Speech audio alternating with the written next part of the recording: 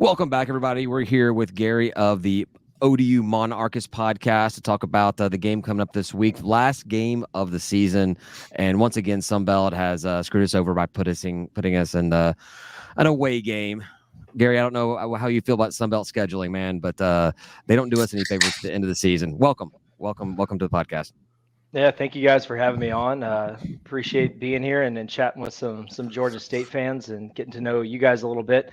I can't complain about Sunbelt scheduling yet because it's only our second year of it, but I'm sure that is coming at some point here. I think we've been lucky to have some fortunate home games, at least our first year and a half in.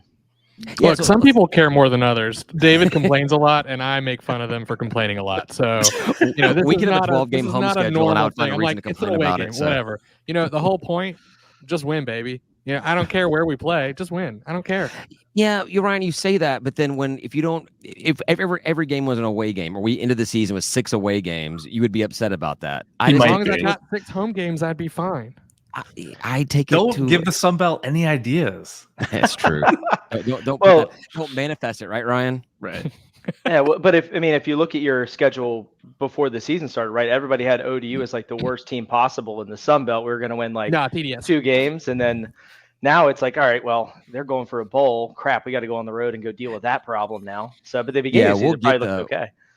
We'll get to what we thought this game was going to be for us later on. And one of the things you'll understand about us is that we always think the worst of Trash Down South, which is what we lovingly call Georgia Southern. And so it doesn't matter if they have a good season coming up or not. We're like, oh, they suck. They're the worst program. They don't deserve to be here. It makes no difference to us how good they actually are or anything like that. So don't worry. You will always at least be number 11. Well, we are kind of jealous that you beat them. I'll have to say that much for this season. Well, but thank you for beating them. Thank you for doing that. Yeah, that was weird. I mean, going into that game, especially after we just got crushed by Liberty, we thought, all right, we're packing it in. We're done. We're gonna go to Georgia Southern. We couldn't stop anybody through the air the past couple of weeks, and we go down to Georgia Southern. They're maybe at 50% capacity for that game. I don't know if you saw the stands. That's 150% for them. So. Yeah, it was wild. Like they showed the overhead view, and every time I've been there, and it was mainly FCS playoffs. Like it was packed, right? Like it was crazy. The fans are nuts. You hear them all the time. But man, I mean, less than 50% capacity. I know, like maybe dorms are closed for Thanksgiving and all that, but no, I was shocked, and we were very happy to go down there and get our first win over Georgia Southern's revenge of the FCS there. It was it was packed for our game because it was their Super Bowl. So, so that was your first win ever over TDS. We call them the first win ever. That was our 4th time playing. We played them twice in the FCS playoffs. They knocked us out with their dumb triple option. And then last year they came to Norfolk and they beat us with Van Treese, who beat us the year before when he was at Buffalo in a crazy game in Norfolk. So yeah, that was our first win. We checked that one off, and then we beat App State this year for the first time ever. Nice. That's another one that kind of chaps our hide there. They torched us. Absolutely smoked us. What are we 0-10 now? Something like that. Let's make fun of TDS a little bit longer here. You talk about the stadium being half full. That is a fan base that belongs in FCS. I'm not saying the team does, because obviously, the small amount of credit I'll give to them is, they have put together a team, that's been all right as a move up. The fan base doesn't deserve it, because that fan base, like you said, back in the FCS days, would pack the house and come out and, tear it up, be the loudest, most vocal fan base out there. But then when they're not top dogs in a little pond and they're playing in the FBS ranks and they're not winning 10, 11 games in the regular season any longer, and they're having to fight to get to bowl eligibility, the fans don't like it. They can't handle it. They can't handle losing 5 games in a season. That's just not what they're used to. So good for them. I'm glad they're losing. It's good. Felt like they got spoiled last year, like making that transition from the triple option to this kind of like weird air raid attack that they have. Like that should have been a flop last year, and I think they overperformed. And now I think this year they're kind of coming back to earth with Bren at quarterback. But yeah, that was shocking, because I thought this is going to be a crazy environment for us to try to go win a road game to stay alive for bowl eligibility. But I mean, our offense stunk in the first half anyway, and we still managed to come out with the win at the end, which was surprising to, I think, everyone in our fan base. Well, kudos to you for that one. We'll tip our hats anytime someone can beat TDS. We enjoy it.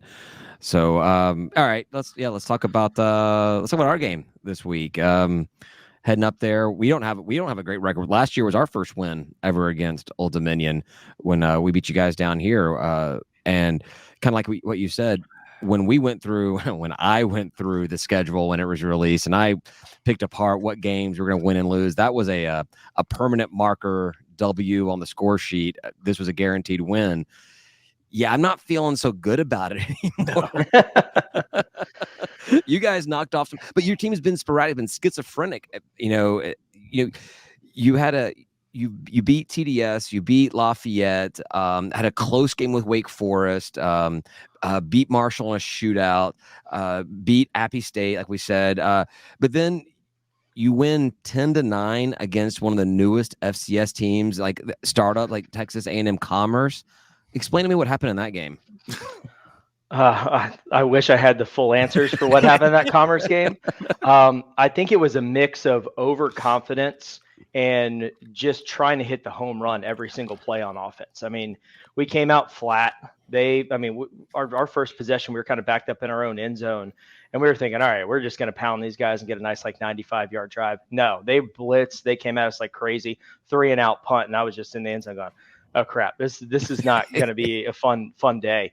Nothing went right. Grant Wilson, who is back as their starting quarterback now, he threw 3 awful picks, like rolling left, throwing across the body. It was just a disaster. But we got out of there with a win because we broke up a pass on their 2-point conversion attempt when they scored to make it 10-9. So we were like a deflected 2-point conversion away from losing to a team that just moved up to FBS 2 years ago, or to FCS 2 years ago. Right. So that was Division 1. Yeah. Yeah, it's been like that this season though. I mean, we've been in 9 1-possession games, which is the most in the country. We're 5-4 in those games. Our 3 biggest leads that we've had in any game this season have all come in our losses, with Wake and with Coastal. Those were two really brutal ones. We're up by 15, 16 points. We had a 15-point lead at Marshall, blew that and lost it. So it's just. It's going to be a 1-possession game, no matter what you're going to see here on Saturday. But it's been a cardiac season, to say the least, for our fan base. So I put that down in my notes. Like, we go in with the lowest of expectations, and if we do well, it's a reward. But it feels better at the end when we actually do better than we performed. Versus going in with the highest expectations and then losing and it's like feeling like down about yourself. But I guess this year we kind of did it to ourselves again. We went in with low expectations. Then we have the best start in school history. We're feeling good about ourselves, and now we're on a 4-game skid. So I that wasn't a question. That was just me woeing in my own self-pity there. I mean, Tim, you got a question for Gary? Sorry, what? You got a question? Yeah.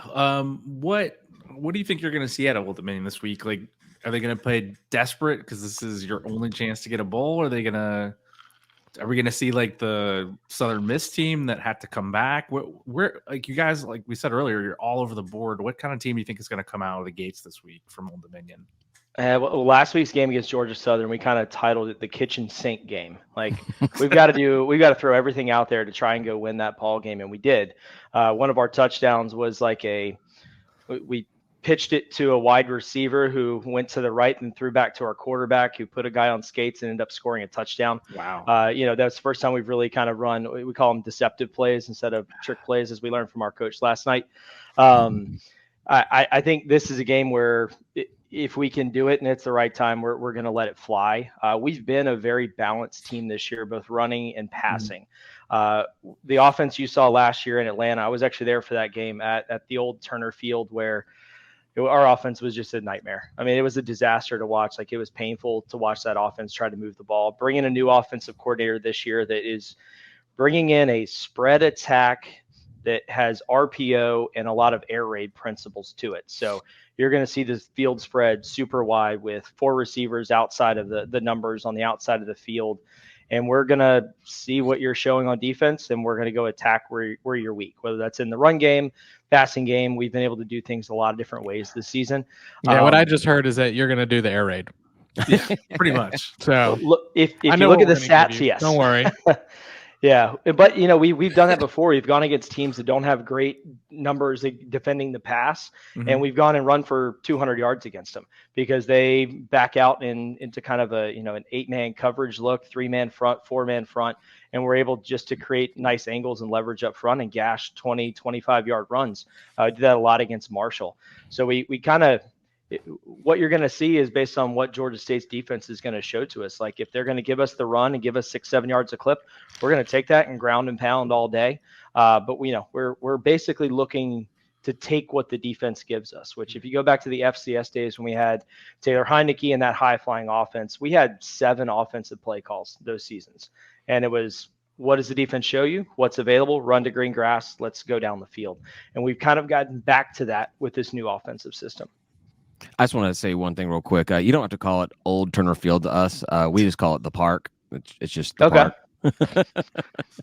We know what it is. Also, you brought up, I still have feelings of jealousy for you guys winning that recruiting battle for Taylor Heineke. So, way to rub it in a little bit there. You didn't even know you were rubbing it in, but you did. Well, he was actually at their game last weekend at Georgia Southern. Nice. He was there on the sideline. I think at one point he was in a suite with Younghoe Koo, the kicker for the Falcons, too. Yeah, boo. That guy. Yeah, he was just in there eating. But I think we are undefeated when Heineke comes to a game as just an attendee. So he unfortunately will not be there Saturday. But okay, good. Atlanta got him one way or the other. Maybe Georgia State didn't get him, but the Atlanta Falcons did. I was gonna say if it was a home game for us, then he probably would have shown up. I would imagine. Yeah. We were trying to work that out, but with their bye week last week, he was able to go to that one, but. He will be, I think, a little occupied this Saturday coming up. I don't know. I think Ritter got the start again, so Heineke may. Yeah. Is he? Are you flipping again? He's dealing with a pretty good injury, so I don't know if you're going to see him again. Oh yeah. Okay. Yeah, I mean that's the reason why Ritter came in the previous week. So that's right. I guess it had to be. That's a frustrating team to watch, by the way. The Falcons. Wait, what? Like, I'm not a Falcons fan. Watching Atlanta sports. Yeah, I'm a Jags fan.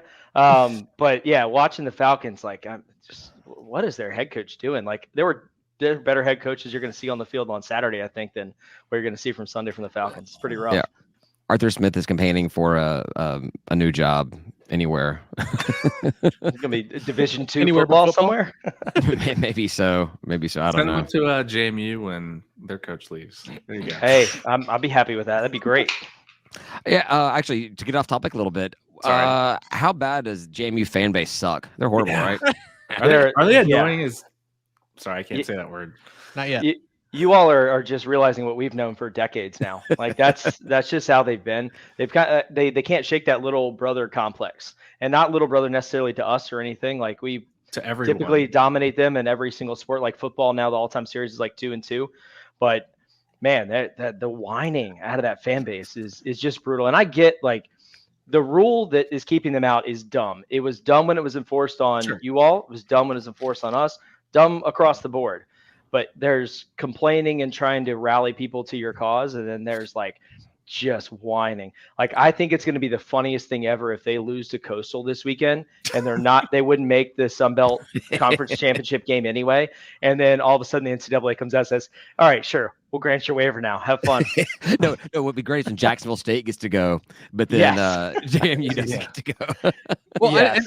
I totally agree with you that it's a bad rule. I just like now's not the time to change the rule, and it's funny because they'll tell us, they'll be like, oh, well, you didn't. It didn't matter to you because you wouldn't have gone anyway when they talked to us about going to a championship game or going to a bowl game or whatever. And we're like, yeah, the rule's not made for the people who wouldn't go. Right. That doesn't make any sense. What are you talking about? And they were, and I'm sure it was with you all too. Like when we left the CAA, they were spearheading the campaign of us not being eligible to win the CAA championship. They were big on that. Yeah. And we went to Harrisonburg that year. We beat them to clinch and win the top of the CAA, and we were, the fake CAA champions. They were campaigning and spearheading that whole thing. So, like, my level of sympathy for them is pretty low. Yeah. Like, I kind of want the NCAA to do it just so they will shut up, but we're finding out all kinds of things now where the Attorney General of Virginia apparently did not file any kind of lawsuit. It was all just chest pounding. So that's been hilarious. A fun revelation this week. We went from like the lowest of lows of getting blown out by Liberty, JMU getting game day. We're all just like, man, this season sucks. And now this weekend, it's kind of like, all right, we're back. We're good. I thought the purple people, when they came in, they're just going to throw a bunch of streamers around. That's it. Like, they're happy people. They throw streamers. Last year, they weren't super annoying. I don't remember them being super annoying. This year, it's just everywhere, all the time, nonstop, obnoxious, whiny. And then they lose. Program. And then they lose their game to App, which is great. Thank you, App, for doing that. And then it still keeps going. Like, that's the thing I saw. I made some tweet from our account, whatever, about thank you, Appy State, for finally silencing this fan base, and I was wrong on that. My God, they are as classless as losers as they are as winners. My God, the whining and the bemoaning on social media. Hey, but David, that purple is nice. Oh yeah, settle a debate for us, Gary. Purple, it's ugly color, right? I'm sorry, I'm leading the witness. Purple is. Thank you. All right, there we go. Yes. So is navy. Purple and yellow. Purple and yellow. No, not just bad combination, right? Yeah, absolutely. Or the worst superhero costume. No, it was. We went up there when we played them, and we lost by 3. We had a lot of chances to go and win that game. It was a tough one for us, but considering we were not competitive with them the year before, like. I'm okay with that. Like, I want to win, but I'll take a 3-point loss at JMU. But it's funny, in person at all their games, they're like the nicest, friendliest people. And even people that I know that do some of their podcasts and stuff love you to your face, can't stop saying good things about you. The second you turn around, you're like, F those guys. Like, they just run their mouth afterwards. So it's an interesting fan base. We play them, I think, 3 times in basketball this year. So it's going to be a nice rivalry for us with a whole lot of hate between the two. To be fair, that's how I treat the Rage and Review and Black and Gold podcast. We'll have them on here, and I'll blow smoke up their ass the entire time. As soon as they're gone, like, screw those guys. I hate them. I want them to go to hell. So I know what to expect when I get off. Oh yeah, man. We're going to talk so much crap about you. Yeah, a lion is a panther. All right, a lion is a panther. We own you. We're your family. Instead of talking shit about a bunch of other programs, you mentioned basketball. How do you feel your basketball program is going to be this year? Told you we get to basketball. Yeah, so all right. We're here. This basketball season just begun. It's only just begun. Should I say here more often? No. I don't know. I love it. Go ahead. I love it. No. I think we're going to kind of have a typical Old Dominion season. We're probably going to win like 22, 23 games, finish in the top 4 of the Sun Belt, and get knocked out in the quarters of semifinals. I think that's kind of where we are. But the upswing for this program, like, we've got a 4-star kid on the roster now. We have a 4-star and basically a 4-star that are committed and have already signed for next year. So, like, we have some studs coming in because of some assistant coaches changes last year that have changed our game from a recruiting standpoint. So, like, I think if we can get through this year and have a decent season, we're going to be in really, really good shape next year. Like, next year, probably going to come out, be the top team in the Sun Belt. But it's kind of figuring out how all these pieces kind of work together and try not to lose the 4-star kid we have now, who's a freshman from Canada. I think they've got a high ceiling, but we have been burned over the last decade of thinking teams are really good coming into the season, and then they just kind of fizzle out. Like, we've been to one NCAA tournament last 13 years, and that was definitely not the standard when I was in school. Like, we were going every other year in the CAA days when freaking everybody was ridiculously good in the CAA, and we're trying to get back. Except for us, yeah, it's true. You had a couple good seasons there. We did. But I mean, that was a meat grinder. Of course, the 40 years of our basketball history, sure, we had a couple good seasons. Yeah, the CAA was rough times for us. We got good like right when we left. Yeah. Yeah. Coach Hunter pretty much came here because of the CAA, and then he was here 1 or 2 years, and then we were like, bam, we're going to Sun Belt. He made comments about saying, like, he would just be public about it. He's like, I came here to play the teams in the CAA, and I'm he was like, I'm single bid. Sun Belt is not as exciting, but yeah, it is what it is. It's tough, especially since like the bigger schools won't play us anymore. Like, the A10 has put the kibosh on their schools playing Sunbelt schools, mainly because like we burned them a little bit because I think they thought that we were going to join the A10 and go FBS independent for football, and then Oklahoma and Texas started the whole. No way. Why would you do that? Well, this is all pre-movement of this last go around. Right. This is pre-Oklahoma, Texas leaving, and we were stuck in Conference USA. was not going well for us financially, was not going well recruiting. Like nothing was what we had expected. So I think that was an option on the table that they kind of banked on. And then all of a sudden the movement started, the Sun Belt opened. That's obviously the right answer for us. We've been super happy in the Sun Belt. But yeah, now like we don't play VCU, who is our biggest basketball rival. We don't play them anymore. We don't play Richmond. The George Mason contract ended last year. We're not playing them anymore. And now, VCU's losing at home to low majors and all that stuff. But it was under the guise of pumping up your strength of schedule and your rating at the end of the year by basically beating the crap out of crappy teams at home. So that's what they're doing under that guise. But we know what it really is. Like we burn the A10 and the A10 is trying to get back at us. Yeah, Ryan, you got to remember that basketball-only schools think that basketball is all that matters, and that an FBS school will just go independent so they can focus on their basketball program. So much more money in football, and then an independent football program is like unless you're named Notre Dame or what it was, BYU is the other one, right? The other big one was. They're in the Big 12 now.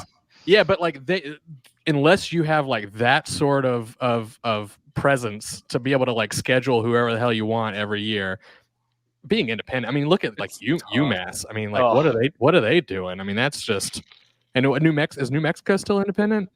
No, they joined the Conference USA with ODU's departure. Anything's better. I mean, like you imagine they went from independent to Conference USA, right? That's how bad independent was. It's a step to now they're good. They're in Conference USA and they're good. That shows a testament to how bad Conference USA has become. Is that New Mexico State, who was like perennial, just like beating him to death by everybody in the Sun Belt. We probably lost to them, but they go to Conference USA. They had like 9 wins or something ridiculous like that. Yeah. They did lose to UMass. They lost to UMass in the first game at home, I think. Yeah, but then they go and beat Auburn on the road last weekend. I think is a bigger indictment of Auburn than anything. But it was bad. Killed them. It was not like a last second 62-yard field goal for a win. It was a 31-10 like drubbing of them, and that was bad for Auburn. yeah, that's the Hugh Freeze era there going real well. You mentioned VCU being your big basketball rival. Who would you say your football rival is now? I mean, in or out of conference? Definitely JMU. That's definitely JMU. I think out of conference, probably East Carolina is up there for us. Pretty high. You hate purple, so you really do hate purple. I see. Makes sense. We do. Do you guys play East Carolina every year, no matter what? Not every single year. It rotates, so we have them back on the schedule next year. But yeah, pretty frequently. Like it's good for them. It's good for us. Like we're both recruiting the same ground, so they get to come up and recruit on Friday night and play a game on Saturday. But Virginia Tech has really become one of our bigger rivals, mainly because we've beaten them twice at home. That's amazing. They signed this 17-year agreement with us where we have 9 in Blacksburg and 8 in Norfolk.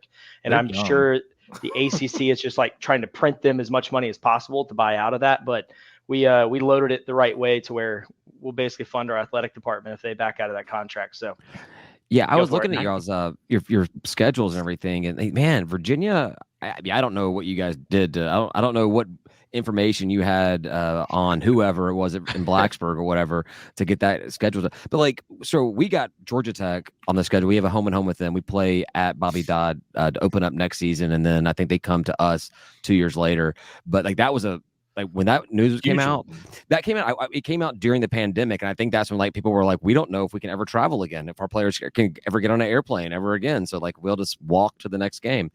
But Georgia straight up will not schedule us. I saw that you guys, I don't know if you've played Virginia before, but you got Virginia on the schedule. We can't get Georgia to play us. So kudos to you guys up there. I guess Virginia is for lovers. You guys love to play each other, love to play with each other. So. Yeah, we had a 2-for-1 with Virginia, but they bought out of their game in Norfolk. It was supposed to be in 2020 when we did not play. So they bought out of that. We played them twice there. We've lost to them twice on last second plays. So we're so close. We wish we had them on the schedule this year because they're freaking terrible. But yeah, we built a lot of our schedules that you're seeing now when we thought we were going to be in Conference USA and not playing anybody close to us. So we wanted to get Liberty on the schedule, Virginia Tech, East Carolina. We've had North Carolina State, Wake Forest, trying to get like more regional games because those are great schedules. Those are great schedules. Nah, keep Liberty off the schedule. What are you talking about? Well, Liberty and Ryan has this thing. I mean, I don't disagree. Liberty's garbage, but we hate them. No, but they have a whole bucket of money to spend on. Right? They were fine independent too because they can just like pay anybody whatever to come show up and somebody will do it because they've got so much money. They bought out a couple of their home games in Norfolk for like 1.5 million a pop. And we're like, great, we would prefer not to play you anyway. So yeah. No, we've played. I mean, several of those teams that you've talked about, we've played, but man, just it's a one-off type thing. So that's some awesome scheduling. You guys got another question? I got some other stuff, but you guys got other questions? Well, you mentioned your two rivals, JMU and East Carolina. Both teams are a little bit short of reality. Which one is more out of reality? Is it JMU by far? They just excel? Because I feel like East Carolina, when we played them, I don't know, they just seemed like they're the bee's knees. They're the best team in the nation, and it seemed like out of touch with actual reality. Well, it's tough because I did get that feel from East Carolina as well. I think they've had a nice come to reality this year and a little bit towards the end of last year. Sure. But JMU has a world of hurt coming their way because like they have a defense that's stacked with a lot of guys who are getting ready to graduate. They have somehow managed to hit twice in a row studs out of the transfer portal at their quarterback position. Like they've been able to just strike gold twice in a row. Mm-hmm. And then also we have fun laws in Virginia that they still have a couple of years to adjust to, moving from FCS to FBS, of how much money you can use from student activity fees to fund your athletic department. They are not in compliance with that in any way, shape, or form. They fall behind us in donations and sponsorships and all of that. So they're going to have to do some serious budget cutting. We were able to do some creative things and get to where we need to be. We did have to cut our wrestling program. JMU doesn't have men's sports that they can cut. They have very few men's sports. So they are going to have to take a huge step back in the amount of money that they spend when they're already not paying their coaches that much. So I think the reason you're seeing a lot of these big pushes now, like get us eligible, let us win conference titles, is because they know what's coming down the road from them in 2, 3, 4 years. Like it's going to be a struggle for them financially to maintain where they're at now. So I think JMU fans are a little bit more out of touch with reality, but I don't disagree with you on East Carolina kind of having that air about them as well, thinking that Lincoln Riley is still their coach. Well, I was going to ask you, so seeing as they are winning a whole bunch, don't you think that JMU deserves an exception to those rules? Because I mean, they're winners, right? It should be the exception. And an auto invitation to the ACC, right? I mean, I think they should be in the SEC. I mean, what are you talking about? Like they need to get that campaign going, sue somebody or fake sue somebody because they didn't actually sue anyone. Now you can do us a huge favor in basketball. You have to promise us one thing. All right. You play JMU in like 3 games. You have to beat them. Yeah, that's. I can't take a basketball season of JMU people, let alone a football season. Oh yeah, I mean they go and beat Michigan State to start their season, and they somehow get ranked.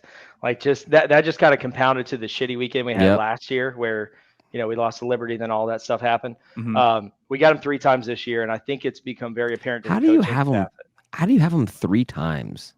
We had a non-conference agreement with them, a multi-year agreement before we all went to the Sun Belt. So them coming to Norfolk one more time basically eliminates that. And it's going to be good for both of us from like a rating standpoint. Like we're both going to be, in the top 150, 175 of teams. It's a non-conference game. It's correct. That one game is a non-conference game. Gotcha. Yeah, that'll be non-conference. It kind of replace where either like a Richmond or a VCU or a George Mason would have been for us. You got 7-0 JMU coming in, so you better get ready for them. We actually have. I was looking at the schedule when we play you guys because we. You guys do not come to Atlanta. Oh, you do come to Atlanta. Come to Atlanta in January. But when we play at you guys, it's at Jimmy Madison on a Thursday and then up in Norfolk on that Saturday. So that could be a weekend trip. Get up Thursday morning, go to Harrisonburg, wherever the hell they are, and then see that game. And then they're right off the highway. It's all right. Whatever highway it is, they're right. I mean, it's taken me. This is the second year they've been in the conference, and I'm just now remembering what town, village. Cross street they're at now. So Virginia's too big though for that kind of stuff. Like it's How close are you to actually? Like 2 or 3 hours, right? Norfolk and Harrisonburg is like 2 or 3 hours away.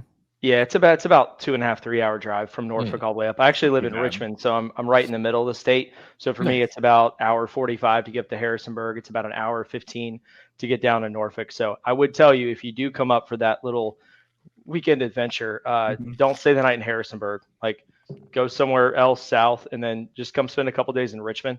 There's some good stuff there, or go down to Norfolk a little bit earlier. But Harrisonburg, I've got good friends in Richmond, so that's definitely what would end up happening if I were to do that. So a lot of fun stuff around here, but yeah, I mean, unless you just like want every chain restaurant on the planet, don't go to Harrisonburg, because 81 literally runs through the middle of their campus. Like, they have a tunnel that goes under 81. So when they have like when those rankings, like those weird rankings that come out, like, you know, how close your stadium is to an Applebee's, like I was going to ask, like, what's the Applebee's situation? You know, we talked about it a couple episodes ago. You know, because Atlanta doesn't have them. You know, they're all like around the outside. Like, Applebee's doesn't make their way in. Around the outside. Yeah. Just cross the interstate from the football stadium, and there's like your Applebee's, TGI Fridays, all your I mean, it's great if you're into that, but you know, if you have a frequent buyer's card, you can get some free Mott sticks when you go up there, because you go so often. Yeah, I mean, we just call it like the truck stop university, because there's 2 exits off of an interstate with a lot of trucks, and that's JMU. Yeah, we got strip clubs and Waffle Houses. That's our claim to fame. So it's not that bad though, man. It's not bad. All things. I mean, it's not bad. I'm not mad. And depending on what time you go to the Waffle House, you may see the strippers at the actual Waffle House. So you can get a 2-for-1 special that way. So hey, I hear some of the strip clubs down there have great wings, apparently. Magic City, lemon pepper. What? I can't imagine. Like, look. I know we're famous for that exact fact. I could not imagine eating finger foods at a strip club. I mean, like, not that I'm touching anything, but like, could you imagine? That is like got to be the best. That is gonna be the best DoorDash order you get. Like, you're driving out there and you're picking up everybody's Applebee's and crap like that, and then finally next order up, Magic City, you know, $48 in food, whatever. You're like, I'm gonna get there early and just wait. And I want to eat at a strip club. I have a goal of having like a steak, you know, like a $2 steak that's like delicious at a strip club, but like chicken wings, just no thanks. Where those hands been? Right? Especially when you call them never wet. So there's a place downtown called Goosebumps, and we got into there. And you know that name, it's a children's book. There's like 10 people around the outsides, like standing on the wall, just like with their plate and like their chicken wings. Like, I'm just like, I can't, guys. I just can't. All right, so off topic a little bit. All right, so we talked about what we thought of. Did we talk about this? I can't remember. What were your expectations? What was the Monarch fan base expectations coming into the season when you see all the preseason rankings and dead last, like universally dead last in the East? Did you guys think that was legit, or did you say no, that there's something that everyone's missing out of this program? Yeah, I thought that people were really using a lot of last year's metrics on our offense to evaluate where they were going to be this year. And we knew that offense was going to look very, very different. Now, expectations weren't super high. Like, I had us at 5-7. That's what I kind of had us pegged at going into this year, thinking nailed it. Hopefully not. But yeah, I mean, there were some games that surprised me a little bit. Being able to go beat Georgia Southern last weekend was definitely one that I did not have on my radar as kind of a win. I think as the season went on and we were in these close games and we're up big on Wake Forest and we blow that lead. We go to Marshall, we're up big there and we blow that lead. Like, we knew that we were close. We were just kind of messing up some of those little things, and those little things were stacking up and causing us to lose games. So I think the 5-7 coming into it was what we thought, but I'm not surprised that we have the possibility of going to a bowl game this year. That 3.5 win total that Vegas had was, I mean, that just looked like candy to me. So we had a couple people going to Maryland and Texas or Tennessee to play some over bets on those, because we can't bet on Virginia schools in Virginia, so we got to go outside. But yeah, I love cashing that over 3.5 wins ticket a couple weeks ago. I bet. Wait, you can bet, but not on Virginia schools. Correct. Yeah. So any Virginia college athletic program we cannot bet on. I hate the South. Yeah, but everything else. Virginia. No, we do not claim them at all. That's not the dirty. No, that's Virginia counts. No, they're too close to DC. Southern. No, they're not Southern. No, Virginia's not the South. No, don't use the term Southern. First of all, that sounds really weird. What does? Well, I mean, they drink Pepsi up there. So How can they be the South if they drink Pepsi? We drink a lot of Coke in Virginia, but also let's not forget history here. Virginia kind of made the South, right? Yeah, and you don't have to cast aspersions talking about drinking Pepsi, man. That's messed up. That's messed up, man. That's not even right. I'm talking about culture. I'm not talking about Civil War crap. I'm talking about culture. I don't care what the damn Mason-Dixon line was. I'm saying Virginia is not the South. It's Southern. Yeah, it is. It is the South. It's part of the South. It depends. Yeah, everyone talks about how great Virginia barbecue is. Come on, what are we talking about? There's not the South. Yeah, nobody talks about Mississippi barbecue either. Yeah, because they're not part of this. No, that's they're so dumb. That's the deep South. Exactly. They're just Mississippi. That's why. Hey, let me tell you what. When Mississippi figures out how to make fire, they're gonna make some legit barbecue. Well, they're gonna have to figure out indoor plumbing shortly after that. So. Exactly. I think that's the funniest thing you've ever said, David. Yeah, probably. I have my moments. It's in Virginia though. It just depends on where you are. Like if you're in Northern Virginia, you feel like you're in DC, right? Like if you're up there, Alexandria, Arlington, like you don't feel like you're in the South. But Alexandria is DC, so. Oh yeah, I mean it's right there. But you come to Richmond, come to Norfolk, especially if you go out west, even going to the nasty place that's Harrisonburg and along that corridor.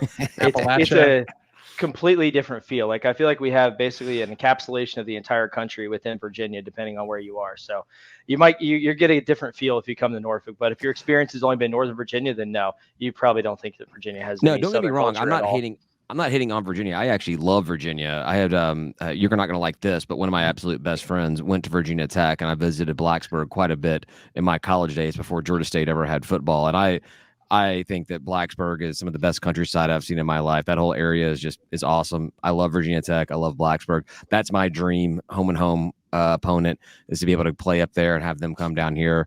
But I'm just saying you're not part of the South. That's all I'm saying. Right. Strong disagreement over here. Agree to right disagree. Side of the screen or the left side, whatever it ends up being. Me and you, Gary, we agree. All right, fair enough. Are any of you three coming up to Norfolk this weekend? No, it's stupid expensive because it's the last game of the season right after holiday weekend, and Thanksgiving. Yeah, like I said earlier, a lot. I go to I'll go to the big games, like when the P5 money games, because I just think it's fun to go. Yeah, how was Baton Rouge last weekend, Ryan? Do the tailgates and all that stuff. Yeah, that big game. How was Baton Rouge last weekend? Tell us all about it. Exactly. Well, I didn't do that. Say it looked great on TV. Well, I don't remember about half of it. So no, it's Ryan and I both, like I said earlier, Ryan and I both have little ones. Holiday weekend. It's a tough one up there. It's a tough weekend to make a road trip. Tim's got no real excuse at all. He could totally do it if he wanted to. But it's like 45 degrees and getting some rain coming that day. Does not sound like a fun experience. Actually, it sounds like perfect football weather, honestly. Yeah, I mean, I did look into it. It's just really expensive just because it's that weekend. Yeah. And you know what? Here's the thing, Gary. People talk about with the realignment and you guys and the other three coming into the conference, how like tight knit this East Division is. Yeah, for y'all, we're the most west team in the division, and we went from our longest drive being 6 hours to now like 8, 9, 10 hour drives to get to Huntington or get to Norfolk or get to the shithole that is Harrisonburg. We can say shit, right? Yeah. You can say whatever you want, David. Right. You just have to bleep it out unless later. edit it out, right? I'm not going to do that. No. So we kind of got. I mean, it's great for. I think Appy State was the big winner on the realignment as far as it goes to geography, because they're close to everybody for the most part. But it made it difficult for us to get to the games than it used to be. So yeah, it's your fault, Gary. Answer for this, Gary. Answer for it. Come on, man. Hey, how many direct flights on Delta are there from Atlanta to Norfolk every single day? I think there's like 8. I mean, probably. That's the brilliant thing about Atlanta is there's direct flights to literally everywhere. I'm pretty sure they're high-fiving. The planes actually tip wings on the way back. Hey guys, see you next time. Midway. All right, yeah. That's 8 why is a lot though. 8 is a lot. So that's crazy. Yeah. That's the big hub coming in. And basically in Norfolk, if you're on Delta, you're going to Atlanta. American, you're going to Charlotte. So easy to get in and out of Norfolk, easy to get in and out of Richmond to a lot of these places. The tough ones for us are still like Marshall. Like that's a 5.5 hour drive, 6 hour drive. Was me. Yeah. And it's hard to, Boone's tough too, hard right? to fly there. Oh, Boone is a nightmare to get to. Yeah. Because you got to go up the mountain too. For anyone, but yeah. Tim and I went up to the Boone game up there last year, and I had my mom's deceased husband's like 1990 Ford Explorer that we were driving up there, and man, those hills, those mountains, whatever you want to call them. And I know that people out west don't call them mountains, but that Ford Explorer sure did call them mountains. They're revving that engine. I think I can. Like, I didn't move the gas pedal. We went from going like 60 to like 20. It just it couldn't you got it do to the floor, and you're just going backwards down the mountain. Yeah, yeah, I looked in the rear view mirror, and like I got Scotty from Star Trek. I'm giving her all she's got, Captain. Yeah, it's some of them are tough, but it's definitely better for us not having to go to like El Paso, Texas, and Houston and Denton and all those places that are out west. So definitely been better for us. But yeah, sorry, it's you miss out on all the tacos though, man. You don't get good. Where are you getting your good tacos now? Oh well, we just went to Texas State. Yeah, go to San Marcos and go to either San Antonio or Austin. Hey, we've got them on baseball schedule this year. Awesome. Once every 8 years, you can get to go out to San Marcos for some tacos. No, I'm gonna throw down El Tesoro because we do have tacos. Yeah, we do have some legit. We have a legit taco place walking distance from my house. It's some legit street Mexican tacos. El Tesoro for anybody in Atlanta that's listening. Not anybody Tex-Mex, in Atlanta, like Mexican tacos, like real ones, real tacos. Yeah. Yeah, like when you tell them to take that cilantro off, you pretty much just have a tortilla and meat, which I'm fine with. That's all right. You guys any more questions? We can we held in for 40 minutes. We're not going to do last call, I don't think. No, we're totally going to do last call. So do you want to give any kind of like a final? You don't have to give a number, but you got a prediction on how this game's going to go on Saturday? Yeah, well, it'll be a one possession game either way because that's 9 out of our 11 games we played so far this season. Like we have the inability to put teams away, and then we have a nice ability of coming back to win late. I think for us, we're going to lean on our mismatches in the passing game. Like I think you're going to see a lot of spread field, option routes, taking deep shots where we can. I think this is going to be a super high scoring game because I don't think we have anything defensively that'll stop Darren Granger. Even Jason Henderson, as good as he is on the defensive side, like we've seen him in the spiral before, and he's done fine limiting the run, but the rest of the coverage is really just not there. So I'm going to put this one somewhere in the neighborhood of like 42-38 ODU wins this game, and they're going to score the game-winning touchdown with like a minute to go, and we're going to have to stop Georgia State going in because that's just how our team is. But it's going to be a fun game. It's probably going to be the most fun game in the Sun Belt this week, so I would definitely tune in and watch that. If you can get to Norfolk, come on by. If you need tickets, reach out to anyone with the ODU Monarchists or ODUmonarchists.com. We have a plethora of extra tickets if any Georgia State fans have a need. We're the same way. Our fans understand that exactly. Like, come to our tailgate and don't worry about buying tickets. There's tickets floating around. Just say, "Hey, I need a ticket." Beer, and like food, the ticket will come your way. Yeah. Good tickets too. Yeah. So from what your description, it sounds like this is going to be a drunken game. Like we're all gonna end this game like pretty hammered, right? Oh yeah, high scoring games. You're always chugging at those touchdowns, David, and ordering more pitchers, and yeah. Oh yeah, we're gonna be shit faced this game. It's going to be one of those where like you need to schedule an appointment with your cardiologist the next week because they're like, I don't know what happened Saturday, but I was here and here and here, and it was awful, and there's a lot of alcohol. So the good thing about the Apple Watch is like your resting heart rate is like skyrocketing right now. Yeah, there's no high heart rate games for us anymore because we're just like, oh, like if we come out the gate and we're winning, we'll be excited and like it'll be fine. If we're losing, we'll be like, yeah, so like the same as the last couple of weeks, whatever. This is how we do it. Yeah. You made the comment that we're going to a bowl game. You made the comment that there's nothing that's going to stop Darren Granger. We have a secret weapon that will stop him. It's Darren Granger. There are 2 players that could come out could get off the bus in Norfolk. You can get Danger Granger or Granger Danger. And Danger Granger, that's the guy that we want to show up. Granger Danger, that's the one you want to show up. Yeah, it's also just like you all played LSU last week, and I'm sure you got absolutely beat to hell by an SEC team. But there's like that side of it where you're like sore and maybe not up for it physically, But then the other side, it's like, man, this is so much easier than playing an SEC defense. Like, let's score 50 points if we can. No, we went 3 and out every time, so it was fine. Our guys didn't have a workout They're at all. healthy. A lot of work, yeah. So how? So I got to watch a little bit of like the last end of that game after our game was over. You all won. You had more offensive plays, and you won the time of possession battle. Yeah. Like how did that go down? Well, they score for ahead. Because Daniels just put the whole game on his shoulders and just he would just run 40, 50 yards at a time. Like we were playing touch football with feathers. It was just kind of like go on by us, Yeah, I mean that dude is a stud though. Like he is. Well, in a game with big plays though, like you're gonna have less time of possession for the team that's looking better. In that instance, tell you, if LSU has a bunch of big plays, the time of possession is going to be lower, and there's going to be less plays on the field. Whatever, it's just the way it is. I will tell you, we started the game. We struck first. We scored 7-0. They came back. We came back. We're up 14-7. They came back, and then again, and then we'll get into this. It was a little bit of a shootout. Yeah, it was nice. We went into the half down 7 points, 21-14 going into the half. And very easily could have been 21-all. I mean, it was like we were like a play away from 21-all. Yeah, whenever you're playing an SEC team at home, at their home, you have that 12th man of the stripes, the zebras out there, and there was some absolutely, we're going to talk about it in our episode, but like, I don't like blaming officiating for anything, but there was some poor shit officiating in the game, so especially that first half. Doesn't the away team bring the officials though? Not anymore. Not anymore. SEC. Okay, all right. No, we've had that problem. We had ACC officials at Virginia Tech.